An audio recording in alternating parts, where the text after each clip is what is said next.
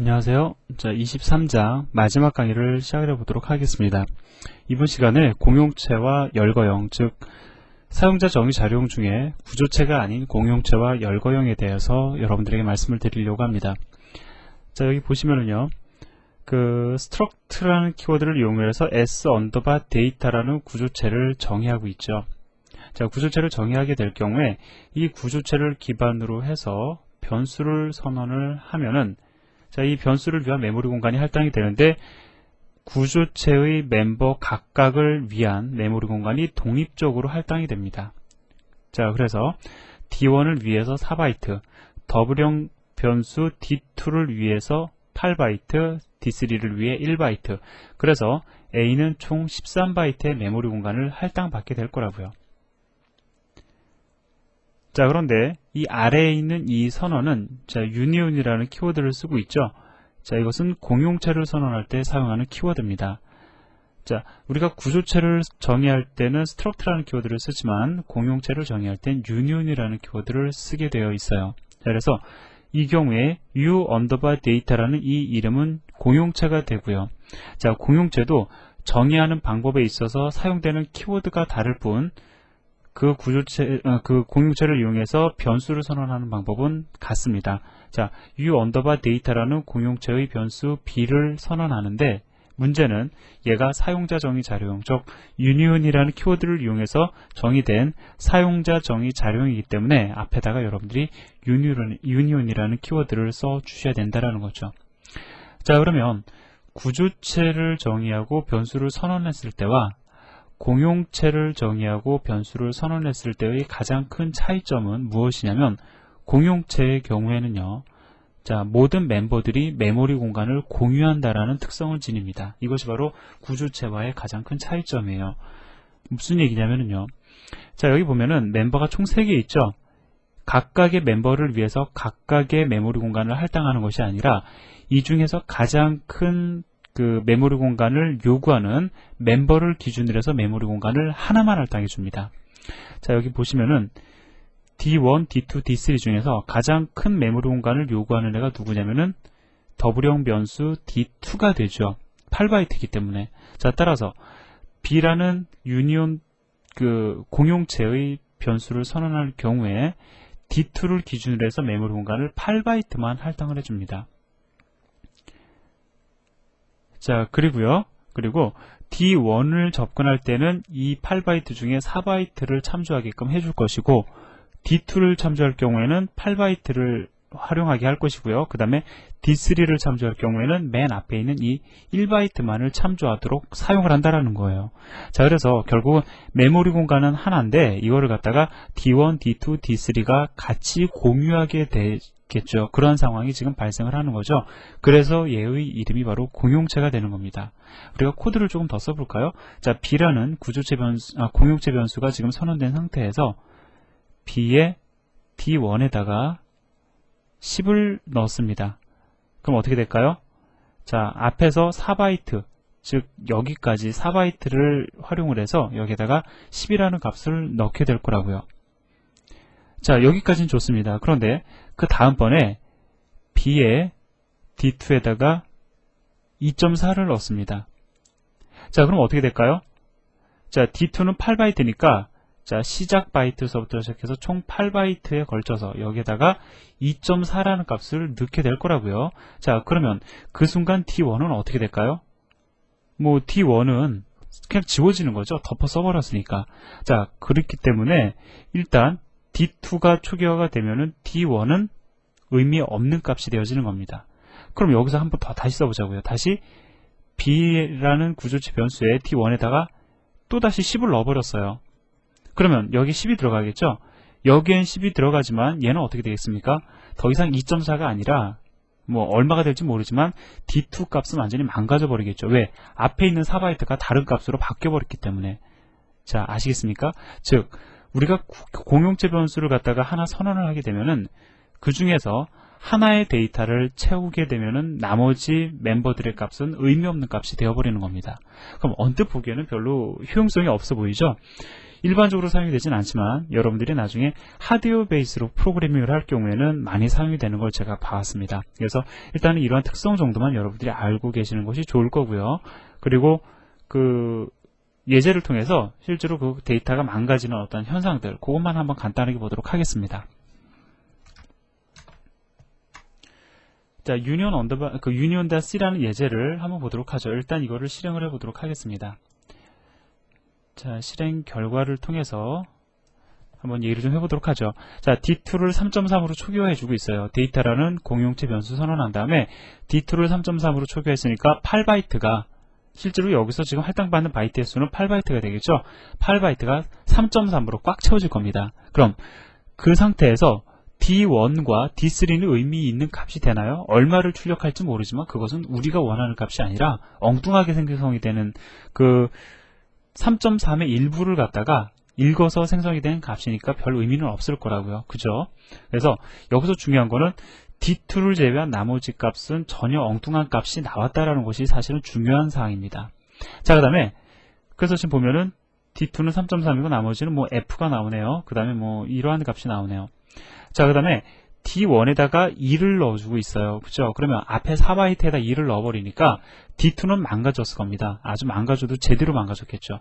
그래서 여기서는 그 값이 망가졌다는, 즉 앞에 그 이전에 우리가 넣었던 데이터가 바뀌었다라는 것이 사실은 중요한 의미를 지니거든요. 지금 보니까 어떻게 되죠? D1은 2가 나옵니다. 왜? 2를 갖다가 저장했으니까. 반면에 D2는 현재 값이 바뀌어버렸어요. 왜 그러냐면 얘 때문에 바뀐 거죠.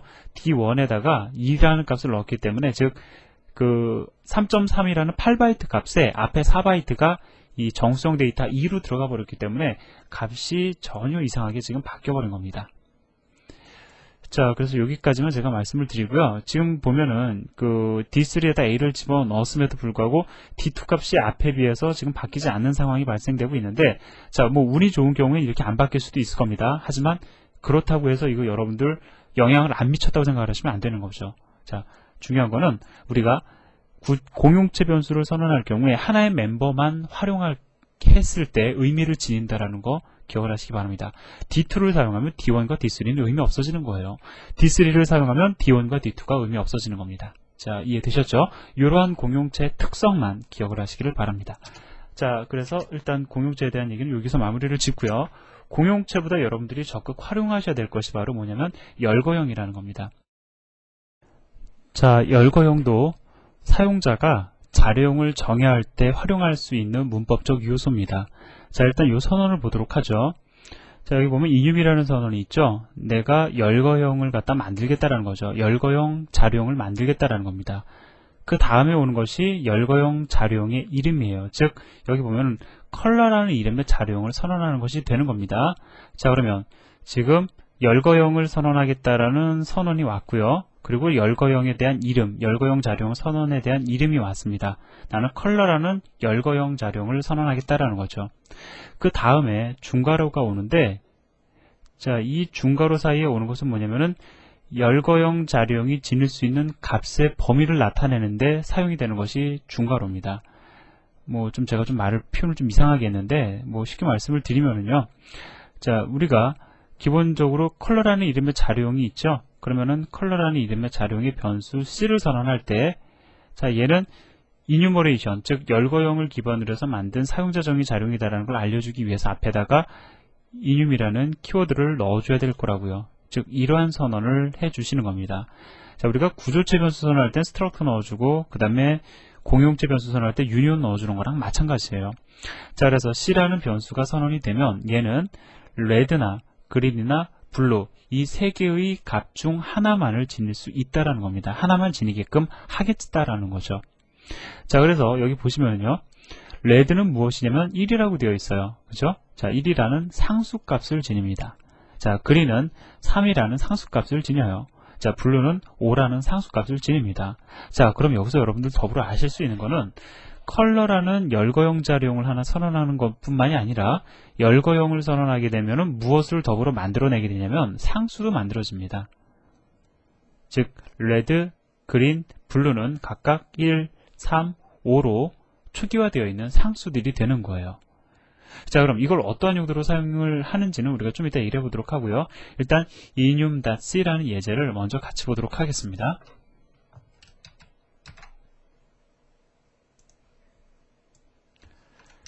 자, 이걸 그대로 복사에다가요 가져다 놓고 우리가 실행하면서 좀 코드를 바꿔가면서 이뉴머레이션의 어떤 특성을 좀 얘기를 해볼 필요가 있겠네요.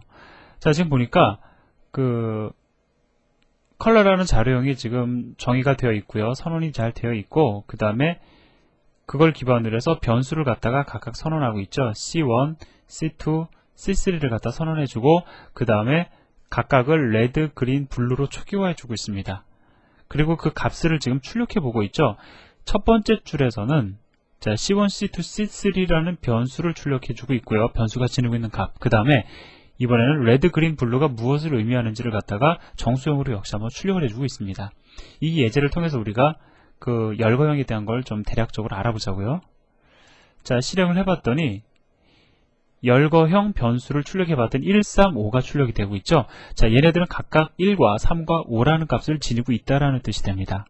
자, 결국 쉽게 말씀을 드리면 레드, 그린, 블루가 1과 3과 5라는 값을 지니는 상수기 때문에 그 값으로 초기화되어 있었다라는 걸 우리가 알 수 있겠죠. 자, 그리고 실제로 레드, 그린, 블루를 갖다 각각 출력을 해보니까 1과 3과 5로 출력이 되는 것을 여러분들이 확인하실 수가 있어요. 그러면 여기서 그냥 끝내고 넘어가지 말고요. 자, 레드, 그린, 블루 그냥 아무런 값을 대입해 주지 말고 이런 선언만 해봅시다. 이것도 말이 되는 거거든요. 컬러형 변수는 레드, 그린, 블루 이 셋 중에 하나의 값을 지닐 수 있다라는 선언입니다. 얼마가 출력이 되는지 한번 보자고요. 자, 컴파일하고 실행을 해보니까 어떻게 됩니까? 값이 0과 1과 2가 출력이 되고 있어요. 지금 그럼 결국은 얘가 얼마라는 뜻입니까? 0, 1, 2가 되었다는 걸 알 수가 있겠죠. 여기서 할 수 있는 건 뭐예요? 우리가 값을 아무것도 초기화해 주지 않으면 맨 처음에 왼쪽에 존재하는 상수는 0으로 초기화가 되고 값이 오른쪽으로 넘어가면서 1씩 증가한다는 걸 여기서 보여주는 거죠. 그러면 우리가 하나만 초기화를 해볼까요? 예를 들어서 그린의 값을 10으로 초기화를 해줍시다. 그럼 어떻게 될까요? 우리가 여러 가지로 생각을 할 수가 있어요. 그린을 기준으로 해서 얘는 11이 되고 얘는 9가 되는구나 라고 생각할 수도 있고요. 그래도 얘는 0에서부터 시작을 하고 얘는 10 다음에 11이 될 거다 라고 생각을 해볼 수도 있어요. 일단 여러분들 나름대로 고민해 보시고요. 우리는 출력 결과를 가지고 한번 관찰을 해보자고요. 자, 다시 컴파일하고 실행을 해봤습니다. 얼마가 되죠? 자, 무조건 왼쪽에 있는 상수는 0으로 초기화가 되네요. 값을 우리가 지정해주지 않으면. 그리고 그린 값이 10이 되니까 그 다음에 등장하는 상수는 얘보다 값이 하나 증가가 된 11이 되는 그러한 현상을 보여주고 있습니다. 자, 그래서 기본적인 열거형에 대한 얘기를 끝냈는데 이거 도대체 왜 쓰느냐 한번 간단하게 보도록 하죠. 자, 열거형을 사용하는 이유 가장 큰 건 뭐냐면 정수값에다가 의미를 부여할 수 있다라는 데 열거형 사용의 의미가 있는 겁니다. 자, 이렇게 정수값에다가 의미를 부여하면 가독성을 높이는데 한 몫을 할 수 있다는 거죠. 자, 예제를 통해서 보도록 할까요? 자, 첫 번째 예제를 먼저 보고요. 얘는 열거형을 사용하지 않은 예에 해당이 됩니다. 얘는 열거형을 사용을 해서 어떤 특정 값의 의미를 부여했고 더불어 가독성을 높이는 데 한몫 기여를 한 예가 됩니다. 자, 두 개를 비교해 보도록 하죠. 자, 일단 요 예제를 그대로 복사를 해서 가져다 놓고요. 일단 코드를 그냥 읽읍시다. 이거는 뭐 실행은 의미가 없어요. 자, 지금 간단히 이 프로그램에 대한 어떤 시나리오를 말씀을 드리면 그 뭐 건강관리 프로그램 정도라고 얘기를 해볼까요, 우리가? 그래서 월요일이냐 화요일마다 뭐 월요일이냐 화요일이냐 수요일이냐에 따라서 그 운동을 갖다가 스케줄링 해주는 뭐 그런 프로그램이라고 가정을 해보자고요. 자, 그러면 여러분들 여기만 보세요. 앞에 있는 거 보지 마시고요. 요것만 보세요. 0이면 수영을 하고 1이면 조깅을 하고 2면 조금 더 주무시고 도대체 0과 1과 2가 뭘까요? 알 수 있습니까? 모르죠. 물론 우리가 여기서 0이면 먼데이고 뭐 6이면 썬데이니까 월, 화, 수, 목, 금, 토, 일을 의미하는 거구나. 이걸 보면 알 수 있지만 이것 자체만 봐서는 이해가 잘 안 된다는 겁니다. 이게 뭘 의미하는 건지, 프로그램이 무엇을 요구하는 건지 그거를 잘 보여주지 못하고 있다는 거예요. 그런 경우에 0 대신에 우리가 어떤 그 요일을 의미하는 이름들을 갖다가 1, 2, 3 이러한 숫자 대신에 요일을 의미하는 이름을 넣어주면 이 코드의 가독성은 훨씬 더 높아질 겁니다. 자, 다른 코드를 한번 볼까요?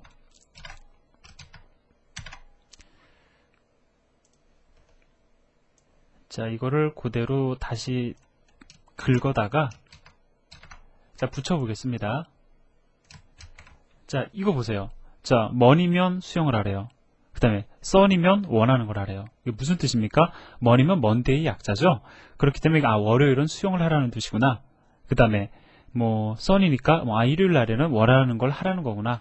이렇게 우리가 바로바로 다른 코드를 보지 않고도 그 코드 내용에서 우리가 의미를, 도대체 프로그램이 무엇을 하는 것인지를 갖다가 우리가 쉽게 파악할 수 있다는 겁니다. 그래서 이렇게 어떤 특정 값에다가, 특히 이렇게 스위치문에 사실은 많이 써요. 이뉴머레이션 타입이 이렇게 그 스위치문에서 많이 등장을 합니다. 이걸 사용을 할 경우에요, 이렇게 무의미한 0, 1, 2, 3 대신에 이렇게 이름을 갖다가 부여함으로 인해서 우리가 그 어떤 프로그램의 가독성을 높여줄 수 있다는 거 여러분들 이해하시기 바랍니다. 그래서 그 두 코드를 여러분들 비교해 보시면 뭐가 더 좋은지 장점 쉽게 비교가 가능하실 거라고 생각이 듭니다. 자, 여기까지 해서 그 사용자 정의 자료까지 이제 얘기가 완전히 끝났어요. 그래서 22장, 23장은, 특히 23장은요, 여러분들 어려운 내용 별로 없습니다. 이제 다음 장으로 넘어가면서 파일 입출력 얘기 나오고, 또 그 다음 장에서 뭐 메모리 구조 얘기할 때는 좀 어려워지긴 하겠지만, 우리가 23장 정도 내용은 그렇게 어렵지 않았다라는 거 말씀을 드리고 싶고요. 자, 다음 시간에 또 뵙도록 하겠습니다. 수고하셨습니다.